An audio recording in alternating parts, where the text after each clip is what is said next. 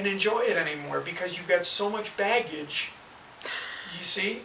You're carrying such a load around in your mind that you can't see straight, you can't taste, you can't smell, your senses are numb, your life becomes relatively pointless because everything that you thought was going to give you happiness no longer does.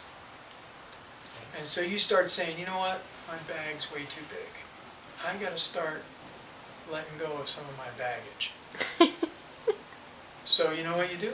You start turning your bag inward. You start to go back in through the hole. In other words, this is when the inquiry begins, when you start turning in, when you start pushing your bag back through that little hole. You see, you're withdrawing. And so sometimes while you're going back in, you start turning inward, you're going through the hole, and then sometimes you forget, and boom, you start filling your bag up again.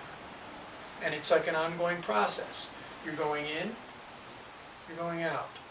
But gradually, you're unloading, you're bringing your baggage back through the hole with you. See, with the inquiry, the I is pulling the mind back inward into the source, emptying the bag. So the idea of thinking that you're going to be free of your baggage while you're still invested in things in the world, still trying to accomplish things in the world, still trying to be someone, it's futile. There are people who participate in practices that believe you are going to be able to stay in the world and realize the self. They are polar opposite. It is not going to happen. There is no surrender through identification with form.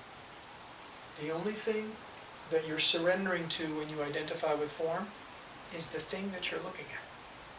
The things that you're giving attention to is what you're surrendering to. If you're giving attention to money, that's your God.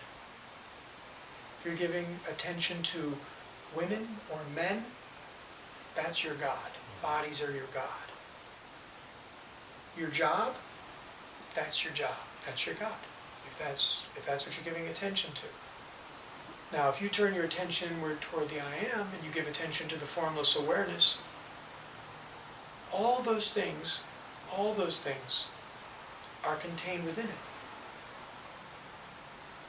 So why not just give your attention to the I Am, the awareness, which contains everything, and be done with it, so you don't have to pick and choose what you're going to give your attention to. You just give attention to that which contains everything. Then, you see your bag completely turns inside out.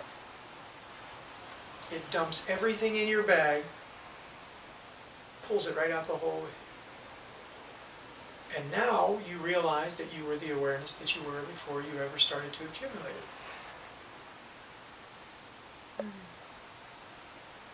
But that bag, you know, again, it may get bigger and smaller. You may think it's gone. It's completely gone, and then it starts to accumulate again, because you know you started on the spiritual path, and you know your bag started to shrink, and then all of a sudden the mind didn't like that. You hit a pocket of vasana, and all of a sudden you start to grow it again, and it starts to grow, and you know, you were so close, right? You know, this is the mind's concept. I was almost enlightened, you see, and then you start to grow your bag again, and all of a sudden, 10 years later, 5 years later, you're more confused and more angry and irritated and nasty and feisty than you ever were.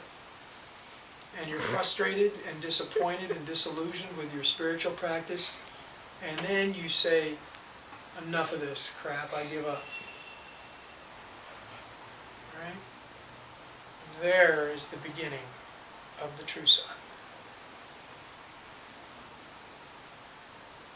Until you realize that you don't know anything and that you have no control, until that realization occurs, until you become so miserable that you don't want anything else anymore, the true spiritual practice has not begun. That's when it begins.